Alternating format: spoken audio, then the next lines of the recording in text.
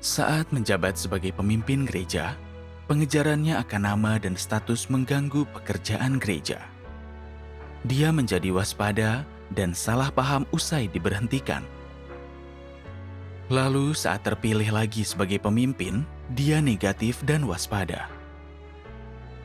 Merasa bersalah, dia mulai mencari dan merenung. Mengapa dia selalu waspada dan salah paham terhadap Tuhan? Apa alasan sebenarnya di balik ini? Tonton video kesaksian Kristen ini. Akhirnya aku terbebas dari kesalahpahaman terhadap Tuhan untuk mengetahuinya. Pada 2019, aku memimpin gereja. Karena aku tak bertanggung jawab hanya mengejar nama dan status, cemburu dan tidak kooperatif dengan rekanku, pekerjaan kami sangat terpengaruh. Pemimpin menanganiku dan beberapa kali menawarkan bantuan dan dukungan, tapi aku tidak menerimanya. Akhirnya aku diberhentikan. Kehilangan tugas sungguh membuatku kecewa. Aku pernah diberhentikan karena mengejar nama dan status. Dan masalah yang sama muncul lagi. Diriku terlalu memedulikan reputasi dan status, dan selalu mengganggu pekerjaan gereja. Sepertinya aku tidak cocok menjadi pemimpin. Ada pemilihan pemimpin gereja beberapa bulan kemudian. Suatu hari ada saudari yang bilang, ingin kupilih kau sebagai pemimpin. Aku pun gugup saat mendengar ini.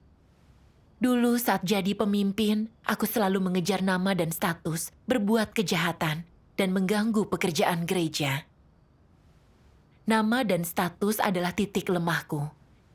Jika aku terpilih lagi dan mulai melakukan hal yang sama, mengejar reputasi dan status, dan mengganggu pekerjaan gereja, lalu bagaimana? Jika terus berbuat jahat, aku akan dikutuk dan disingkirkan. Memikirkan ini, ku jawab dengan ketus. Kau ingin memilihku tanpa mengenalku. Kau harus bertanggung jawab atas suaramu. Jika memberi suara tanpa prinsip dan orang yang salah terpilih, kau melakukan kejahatan.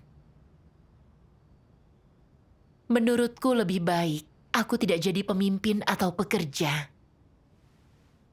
Tanggung jawabku dalam tugas saat ini kecil. Jadi sekalipun aku berbuat salah, pekerjaan gereja tak terlalu terganggu. Namun jadi pemimpin itu berbeda. Kesalahan apapun dapat memengaruhi pekerjaan gereja, dan itu menyakiti saudara-saudari. Itu kejahatan besar. Pokoknya, aku tak ingin jadi pemimpin. Bukan seperti itu cara melihatnya. Disingkap dan disingkirkan tak ditentukan oleh tugas yang dilakukan. Intinya, apa kita mengejar kebenaran? Iya. Benar. Lalu ada saudari menanyakan pendapatku soal pemilihan gereja. Tampaknya dia ingin memilihku. Aku langsung menjelaskan. Aku tak mengejar kebenaran, jalan masuk kehidupanku kurang. Saat jadi pemimpin, aku pernah mengganggu pekerjaan gereja demi nama dan status. Aku pun memberitahu dia soal kerusakanku dulu, serta kekurangan dan kesalahanku, agar aku dianggap bukan pemimpin yang baik. Aku merasa agak bersalah. Mengapa aku selalu menekankan aku tak cocok jadi pemimpin? Mengapa aku tak punya sikap tunduk terhadap pemilihan? Iya. Aku baca firman Tuhan ini dalam perenunganku.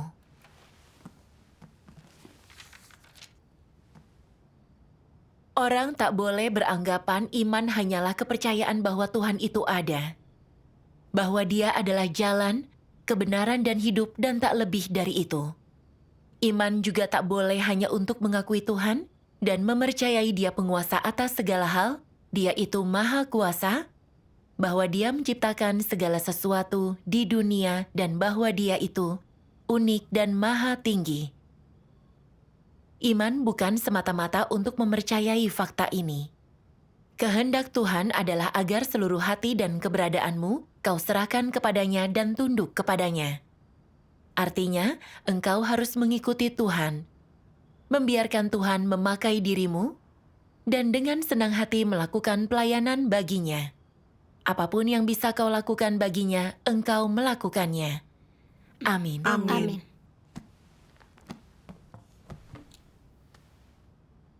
Firman Tuhan membuatku sadar bahwa orang dengan iman sejati yang mengikuti Tuhan dapat memberikan hatinya, tunduk kepada pengaturan Tuhan, dan senang melayaninya. Tak peduli tugas yang dilakukan atau perlakuan Tuhan, mereka sepenuhnya terima dan tunduk tanpa pilihan atau tuntutan pribadi. Ini hati nurani dan nalar yang benar. Iya. Bercermin pada diriku, meski beriman dan bertugas, aku selalu memilih dan menuntut dalam tugasku tanpa tunduk kepada Tuhan. Aku selalu berpikir karena pekerjaan pemimpin lebih banyak, mereka akan lebih cepat disingkap. Saat berbuat salah dan ganggu pekerjaan gereja, masa depannya dipertaruhkan. Jadi, aku tak ingin jadi pemimpin atau pekerja. Kupikirkan segala cara menghindari pemilihan gereja, sengaja membicarakan masalah dan kesalahanku ke orang lain karena aku takut terpilih. Aku sadar aku telah waspada dan salah paham terhadap Tuhan dan sungguh tidak taat. Aku teringat sikap Nuh terhadap amanat Tuhan. Saat Tuhan memerintah dia membangun bahtera, dia tidak memikirkan kerugian dan keuntungannya, atau apakah dia diizinkan memakai bahtera untuk menghindari banjir setelah selesai. Dia hanya membangun bahtera sesuai permintaan Tuhan. Nuh sangat taat dan perhatian kepada Tuhan, tapi aku beriman dan bertugas demi masa depanku sendiri. Aku selalu berpikir, akankah aku diberkati? Tak pernah aku pertimbangkan kehendak Tuhan atau pekerjaan gereja. Aku ingin melakukan tugas yang tidak butuh tanggung jawab. Jika tugas itu butuh pengorbanan dan tanggung jawab, aku akan berusaha keras menghindarinya. Aku tidak memikirkan kehendak atau tuntutan Tuhan, hanya ingin berkat-Nya. Iman macam apa itu? Aku memanfaatkan dan menipu Tuhan. Aku tidak tunduk dan tidak taat. Menyadari hal ini, aku berdoa. Ya Tuhan, motifku melakukan tugas tidak benar. Bukan mengejar kebenaran dan menaati-Mu, tapi sebagai imbalan tempat tujuan baik tanpa memikirkan kehendak-Mu. Tuhan, aku tidak ingin terus menipu-Mu. Aku ingin bertobat. Apapun tugas untukku, aku akan terima dan tunduk. Amin. Amin. Aku pun terpilih menjadi pemimpin gereja. Aku tahu kesempatan menjadi pemimpin adalah kasih karunia Tuhan, tapi aku punya kekhawatiran. Sebagai pemimpin gereja, jika aku kejar nama dan status seperti dulu dan mengganggu pekerjaan gereja, akankah aku disingkap dan disingkirkan? Aku masih enggan jadi pemimpin, tapi menolak tugas artinya menentang Tuhan. Dengan berat hati aku tunduk. Lalu, karena banyak petobat baru yang bergabung, kami butuh pemimpin tim untuk melakukan penyiraman. Saudara-saudari menyarankan beberapa kandidat. Rekan kerjaku sibuk dengan hal lain, jadi aku diminta meninjau penilaian terkait calon kandidat. Kupikir, jika aku yang pertama meninjau, aku yang harus lebih dulu berpendapat. Bagaimana jika pendapatku salah dan kupilih orang yang salah, sehingga penyiraman tertahan? Meski ini akan diputuskan dengan rekanku, jika aku yang pertama berpendapat, aku harus bertanggung jawab. Jika pelanggaranku kian banyak, aku tak akan mendapat kesudahan baik. Pikiran ini membuatku takut, dan aku tak ingin jadi yang pertama berpendapat. Keadaanku ini tidak benar, aku salah paham dan waspada terhadap Tuhan.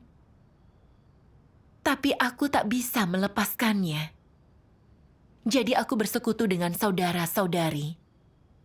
Ada saudari yang berkata, agar tak salah paham dan waspadai Tuhan, kau harus memikirkan miskonsepsi yang menyebabkan ini. Perkataannya membuatku paham masalah ini. Aku berdoa dan mencari, membaca firman Tuhan.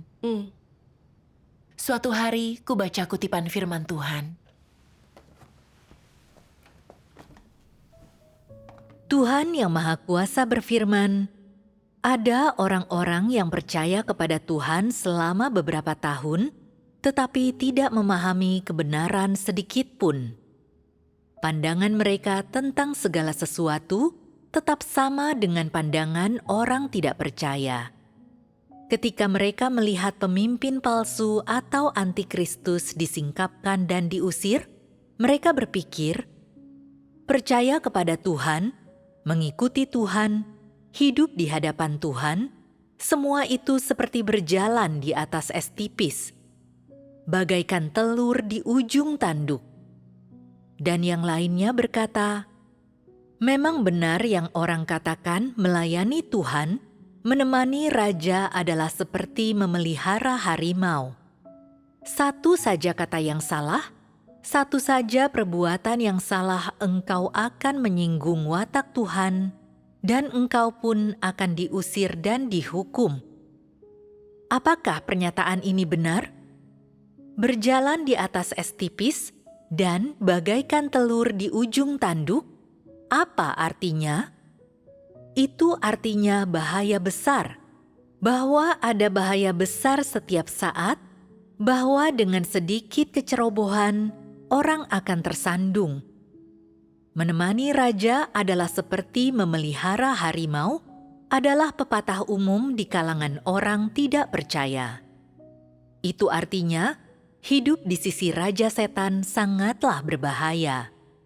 Jika orang menerapkan pepatah ini dalam melayani Tuhan, di mana letak kesalahan mereka? Membandingkan Raja Setan dengan Tuhan Sang Pencipta, bukankah ini penghujatan terhadap Tuhan? Ini adalah masalah serius. Tuhan adalah Tuhan yang benar dan kudus.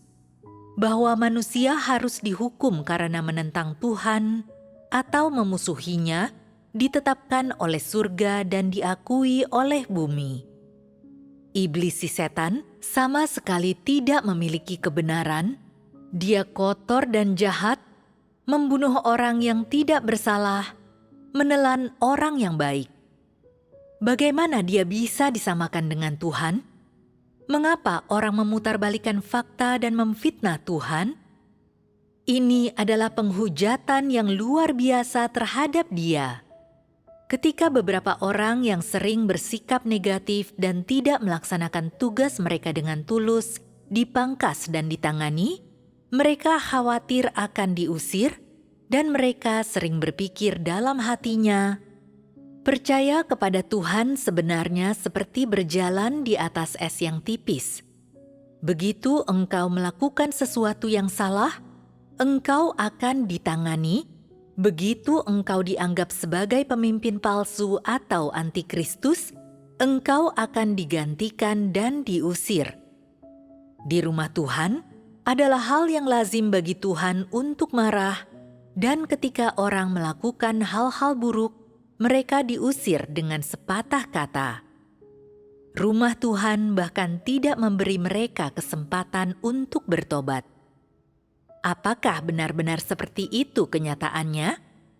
Apakah rumah Tuhan tidak memberi orang kesempatan untuk bertobat? Orang-orang yang jahat dan antikristus itu hanya diusir karena mereka telah mengalami pemangkasan dan penanganan atas kejahatan mereka yang beraneka ragam. Tetapi meskipun diperingatkan berulang-ulang, mereka tidak mengubah jalan mereka. Apa masalahnya dengan orang-orang yang berpikir seperti ini? Mereka hanya berdalih untuk membenarkan diri mereka sendiri. Mereka tidak mengejar kebenaran, juga tidak memberikan pelayanan dengan benar, dan karena mereka takut dikeluarkan dan diusir, mereka mengeluh dengan getir dan menyebarkan gagasan. Jelas mereka memiliki kemanusiaan yang buruk dan mereka sering bersikap ceroboh dan asal-asalan, negatif dan lamban dalam pekerjaan mereka. Mereka takut disingkapkan dan diusir, jadi mereka menyalahkan gereja dan Tuhan. Sifat apa yang diperlihatkan di sini? Ini adalah sifat yang mengkritik Tuhan, membencinya, menentangnya. Pernyataan ini adalah kekeliruan yang paling jelas dan perkataan yang paling tidak masuk akal. Setelah disingkirkan, beberapa pemimpin dan pekerja menyebarkan gagasan berkata, "Jangan menjadi pemimpin dan jangan membiarkan dirimu mendapatkan status. Manusia berada dalam bahaya begitu mereka mendapatkan status dan Tuhan akan menyingkapkan mereka. Begitu disingkapkan, mereka bahkan tidak akan memenuhi syarat untuk menjadi orang-orang percaya kebanyakan dan sama sekali tidak akan menerima berkat." Perkataan macam apa itu? Paling banter itu merepresentasikan pemahaman yang salah tentang Tuhan. Paling buruk itu adalah penghujatan terhadap Dia. Amin. Amin. Firman Tuhan menyingkap keadaanku. Perspektif absurd ini menguasai hidupku. Aku membayangkan Tuhan seperti penguasa dan menjadi pemimpin bagaikan telur di ujung tanduk. Jika orang melakukan kesalahan kecil saja, Tuhan bisa mengutuk, menyingkap, dan menyingkirkannya kapanpun. Aku hidup dengan ide itu dan telah salah paham terhadap Tuhan sejak diberhentikan. Kupikir sebagai pemimpin, makin tinggi posisiku, makin parah saat ku jatuh. Itulah sebabnya aku disingkap. Karena pandangan yang salah ini, meski pekerjaan gereja butuh orang untuk bertanggung jawab, aku terus menghindari pemilihan. Takut terpilih jadi pemimpin, dan jika aku berbuat salah, semua tak akan berakhir baik bagiku. Saat terpilih sebagai pemimpin, bukannya mensyukuri, aku merasa seperti berjalan di tepi jurang dan harus sangat berhati-hati.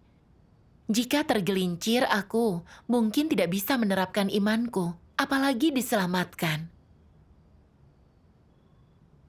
Aku selalu waspada terhadap Tuhan, sangat takut dalam tugas. Saat memilih pemimpin tim penyiraman, aku tak berani berpendapat. Takut berkata salah dan dimintai pertanggungjawaban. Betapa salah pahamnya aku terhadap Tuhan. Tuhan adalah pencipta, wataknya kudus dan benar, dan Dia berprinsip terhadap manusia. Jika Tuhan mengutuk atau menyingkirkan orang, pasti karena sikapnya terhadap Tuhan dan kebenaran. Iya. Aku teringat orang Niniwe. Muak akan perbuatan jahat mereka, Tuhan putuskan menghancurkan mereka. Namun saat mendengar Yunus bercerita tentang firman Tuhan, mereka memakai kain kabung dan abu mengakui dosa. Mereka tinggalkan kejahatan dan jalan yang keliru. Melihat pertobatan sejati mereka, Tuhan mengubah sikapnya dan tak jadi menghancurkan mereka. Benar. Orang Sodom juga penuh kejahatan. Tapi mereka keras kepala dan tak mau bertobat. Saat melihat dua utusan yang dikirim Tuhan, mereka ingin mencelakainya. Mereka membenci Tuhan dan begitu menentangnya, maka Tuhan mengutuk dan menghukum mereka. Iya. Dari perbedaan sikap Tuhan pada penduduk dua kota ini, kita tahu saat orang berbuat kejahatan, selama mereka bertobat, Tuhan akan memberi kesempatan. Iya. Bagi orang yang membenci kebenaran, menentang Tuhan dan tak bertobat, Tuhan akan mengutuk dan menghukum mereka. Benar. Lalu aku merenungkan diri. Aku mengabaikan tugas, mengejar nama dan status karena watak iblisku mengganggu pekerjaan gereja. Tuhan muak akan tindakanku sehingga aku kehilangan pekerjaan Roh Kudus dan diberhentikan. Namun, Tuhan tak menyingkirkanku. Saat aku merenung mengenali diri dan mau bertobat, Tuhan memberiku kesempatan lagi jadi pemimpin agar aku cukup berlatih. Belajar lebih banyak kebenaran, lebih cepat maju. Bukankah itu sepenuhnya rahmat dan kasih Tuhan?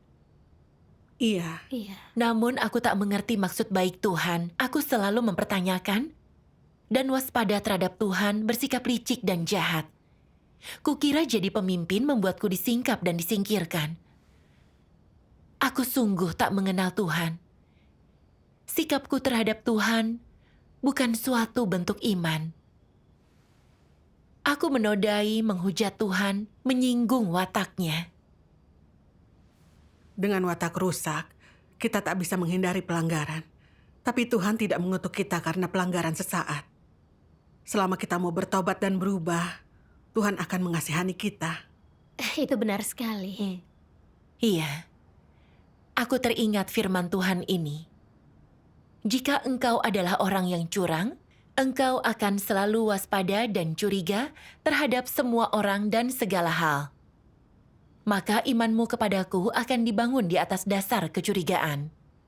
Aku tidak pernah bisa membenarkan iman seperti ini. Tak punya iman sejati, kau bahkan lebih tak punya kasih sejati. Amin. Amin. Firman ini membuatku sadar betapa licik dan jahatnya naturku. Aku beriman dan mengikuti Tuhan demi mendapat berkat. Aku tak punya iman atau kasih sejati kepada Tuhan. Aku tidak tulus. Aku waspada terhadap Tuhan karena kelicikanku. Takut berbuat salah lalu disingkirkan. Tuhan tidak memperkenankan iman seperti ini. Tuhan muak dan membencinya. Memikirkan ini, aku merasa bersalah dan hanya ingin bertobat. Lalu aku membaca firman Tuhan ini.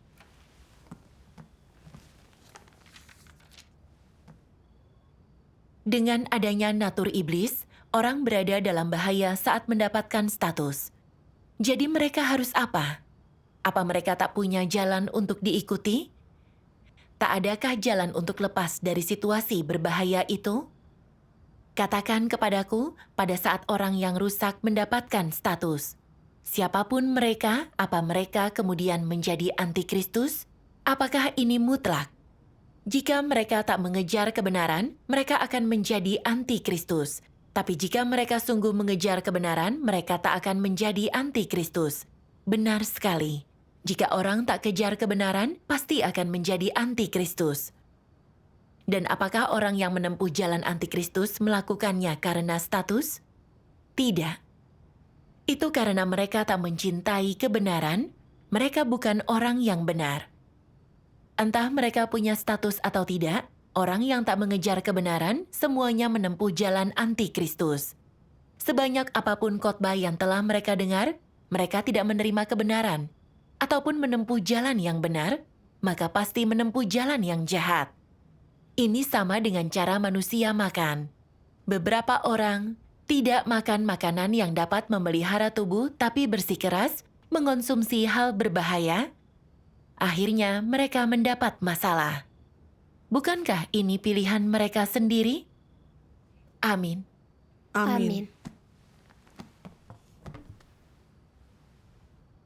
Aku belajar dari firman Tuhan. Orang tak disingkap dan disingkirkan saat memimpin, dan punya status tak membuatmu mudah dikutuk. Entah orang diselamatkan atau disingkirkan dalam imannya, tergantung pada pengejaran mereka dan jalan yang ditempuh. Iya. Iya. Jika punya kasih yang tulus akan kebenaran, mereka bisa fokus mengejar kebenaran saat jadi pemimpin atau pekerja. Saat melanggar, jika mau merenungkan diri dan rela dipangkas dan ditangani, mereka takkan disingkirkan, tapi juga bertahap mempelajari kebenaran, membuang watak rusaknya, lalu diselamatkan. Iya. Benar. Aku teringat beberapa pemimpin yang berinteraksi denganku. Meski telah menunjukkan kerusakan dan pelanggaran, saat gagal atau dipangkas dan ditangani, mereka mampu merenungkan diri, bertobat dan bertindak sesuai prinsip. Mereka tak dikutuk atau disingkirkan, tapi mereka bisa pahami kebenaran dan bertumbuh dalam hidup. Akhirnya aku mengerti, menjadi pemimpin bukanlah penyebab orang disingkap, disingkirkan, atau tak bisa diselamatkan. Entah aku bisa berdiri teguh atau diselamatkan, tergantung pada apa aku mengejar kebenaran dalam tugas dan apa aku fokus atasi watak rusakku. Aku teringat saat aku mengejar status. Aku iri dan menolak rekanku tak bekerja sama dengannya. Aku mengganggu pekerjaan gereja tak bertobat lalu diberhentikan. Aku gagal karena tidak mengejar kebenaran, membabi buta mengejar nama dan status, bukan karena jadi pemimpin. Iya.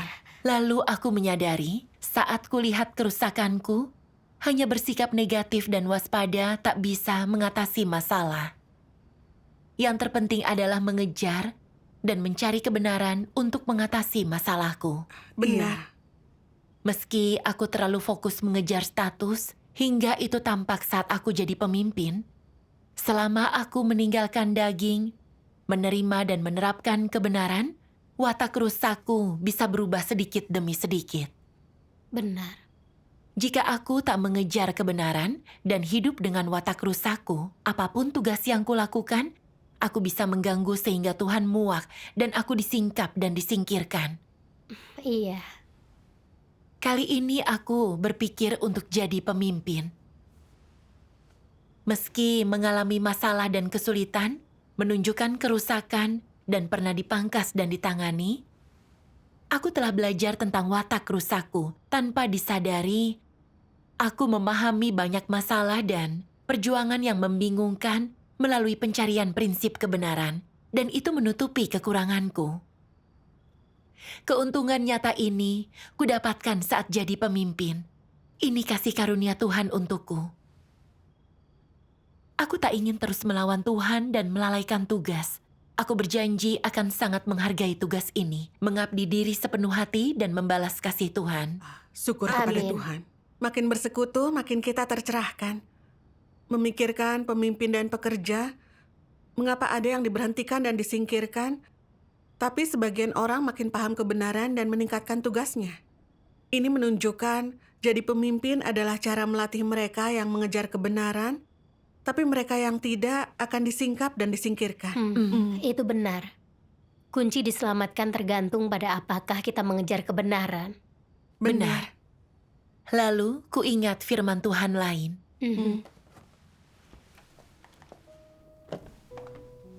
Tuhan Yang Maha Kuasa berfirman, beberapa orang yang telah melakukan pelanggaran kecil bertanya-tanya, apakah Tuhan telah menyingkapkan dan mengusirku?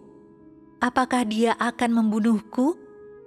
Tuhan tidak datang kali ini untuk membunuh manusia, tetapi untuk menyelamatkan manusia sebisa mungkin. Siapa yang sepenuhnya bebas dari kesalahan? Jika semua orang dibunuh, lalu bagaimana itu bisa disebut keselamatan? Beberapa pelanggaran dilakukan dengan sengaja, sementara yang lainnya dilakukan tanpa disengaja. Dengan pelanggaran yang tidak disengaja, jika engkau dapat berubah setelah engkau mengenalinya, apakah Tuhan akan membunuhmu sebelum engkau berubah? Dapatkah Tuhan menyelamatkan manusia dengan cara itu?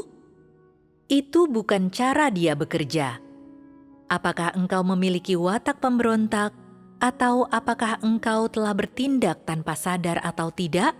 Ingatlah ini. Engkau harus merenungkan dan mengenal dirimu sendiri. Segeralah berbalik dan kejarlah kebenaran dengan segenap kekuatanmu. Dan apapun yang terjadi, jangan berputus asa. Pekerjaan yang sedang Tuhan lakukan adalah pekerjaan penyelamatan, dan Dia tidak akan dengan begitu saja membunuh manusia yang ingin Dia selamatkan. Ini pasti. Sekalipun benar-benar ada orang yang percaya kepada Tuhan, yang pada akhirnya dibunuhnya, apa yang Tuhan lakukan itu pasti merupakan keadilannya. Pada saatnya, Dia akan memberitahumu alasan Dia membunuh orang itu, sehingga engkau akan benar-benar diyakinkan. Saat ini, engkau semua harus berfokus untuk berjuang demi kebenaran, berfokus pada jalan masuk kehidupan, dan berusaha memenuhi tugasmu. Tidak ada kesalahan dalam hal ini. Akhirnya, bagaimanapun cara Tuhan memperlakukanmu, itu selalu merupakan keadilannya. Engkau tidak boleh meragukan hal ini dan tidak perlu khawatir. Sekalipun engkau tidak dapat memahami keadilan Tuhan saat ini, akan tiba waktunya engkau akan diyakinkan. Tuhan melakukan pekerjaannya dengan berterus terang dan adil. Dia secara terbuka membuat semuanya diketahui. Jika engkau semua merenungkan topik ini dengan cermat, engkau semua akan sampai pada kesimpulan bahwa pekerjaan Tuhan adalah menyelamatkan manusia dan mengubah watak mereka. Mengingat pekerjaan Tuhan adalah mengubah watak orang, tidak mungkin orang tidak menyingkapkan kerusakannya. Hanya dengan tersingkapnya watak rusak orang, barulah mereka dapat mengenal diri mereka sendiri dan mengakui bahwa mereka memiliki watak yang rusak dan bersedia menerima keselamatan Tuhan. Jika orang, setelah menyingkapkan watak yang rusak, tidak menerima sedikit pun kebenaran dan malah terus hidup dengan watak rusaknya, mereka akan cenderung menyinggung watak Tuhan. Tuhan akan melakukan berbagai tingkatan hukuman untuk membalas mereka, dan mereka akan membayar harga karena pelanggaran mereka. Terkadang, engkau tanpa sadar menjadi tidak bermoral, dan Tuhan menunjukkannya kepadamu, memangkasmu, dan menanganimu. Jika engkau berubah menjadi lebih baik, Tuhan tidak akan meminta pertanggungjawabanmu. Inilah proses normal dari perubahan watak dan makna yang sebenarnya dari pekerjaan penyelamatan terwujud dalam proses ini. Inilah kuncinya. Amin. Dari firman itu, aku paham kehendak Tuhan. Tuhan telah menjadi daging dan bekerja di akhir zaman, memurnikan dan mengubah watak rusak manusia. Tuhan menyelamatkan kita semaksimal mungkin. Dia tak mengutuk karena orang menunjukkan kerusakan atau melanggar sesaat. Dia melihat apa mereka bertobat usai menunjukkan kerusakan. Iya. Karena punya watak rusak, kita sering memberontak dan menentang Tuhan, melakukan pelanggaran. Namun jika setelahnya menyesal dan memenuhi permintaan Tuhan, kita akan diberi kesempatan bertobat. Sejak memperoleh iman dan mengemban tugas, aku mengejar nama dan status karena watak congkakku. Aku melakukan hal-hal mengganggu yang merugikan pekerjaan gereja. Namun Tuhan tak mengutukku karena pelanggaranku. Saat kupahami jalan salahku dalam mengejar nama dan status dan ingin bertobat, Tuhan mengasihani dan mencerahkanku dengan firman-Nya, lalu aku paham kebenaran dan mengenali watak rusakku. Agar aku belajar dari kegagalan, mencari kebenaran dan mengatasi pelanggaranku. Iya. Menyadari ini, aku melihat keinginan baik Tuhan menyelamatkan manusia. Dia tahu separah apa iblis merusak kita dan mengakarnya natur iblis kita, yang seringkali membuat kita memberontak dan menentang Tuhan. Namun selama kita bertobat dan mengikuti firman Tuhan, Dia tak akan mengutuk kita. Iya. Dia akan terus membimbing agar kita paham kebenaran dan bebas dari kekangan dan belenggu watak rusak kita. Iya. Setelah paham hal ini, kesalahpahamanku terhadap Tuhan hilang. Dan aku tak lagi berhati-hati dalam tugas. Saat kesalahan atau kelalaian muncul, aku mampu mencari kebenaran dan menebus kesalahan. Bertugas seperti itu sungguh melegakan. Syukur kepada Tuhan. Pengalamanmu membuatku tersentuh. Tuhan tulus dan baik menyelamatkan manusia. Saat kutunjukkan kerusakan atau pelanggaranku, aku tak boleh negatif atau mengecap diri. Aku harus merenung, mencari kebenaran, dan bangkit lagi saat gagal. Jika tidak, Tuhan sungguh terluka. Iya. Mengatasi gagasan dan kesalahpahaman terhadap Tuhan sangat penting. Salah paham dan waspadai Tuhan merugikan kita. Benar. Iya. Lalu aku mendapat proyek dari pemimpin atas. Ini adalah tugas yang sangat penting. Tanggung jawabnya besar jika kacau. Dan meski pekerjaan ini harus diputuskan dengan saudara-saudari lainnya, jika ada keputusan yang bermasalah dan mengganggu pekerjaan gereja, aku yang akan paling bertanggung jawab. Saat memikirkannya, aku tak ingin mengambil proyek ini. Lalu, aku teringat firman Tuhan.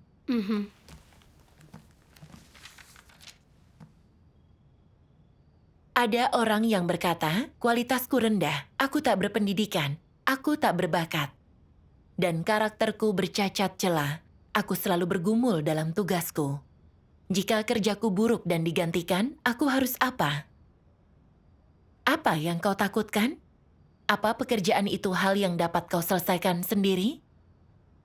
Engkau hanya melakukan peranmu, bukan diminta untuk mengerjakan semuanya. Jika engkau mengerjakan apa yang menjadi tugasmu, itu sudah cukup. Bukankah itu memenuhi tanggung jawabmu? Masalah yang sederhana, apa yang selalu kau spekulasikan? Jika engkau selalu merasa takut dan yang pertama kau pikirkan hanya cara melarikan diri, bukankah engkau orang yang tak berguna? Apa artinya orang yang tak berguna? Artinya orang yang tak memikirkan kemajuan dan tak mengerahkan segenap kemampuannya, yang hanya berpikir untuk mencari makanan dan bersenang-senang. Orang semacam itu adalah sampah.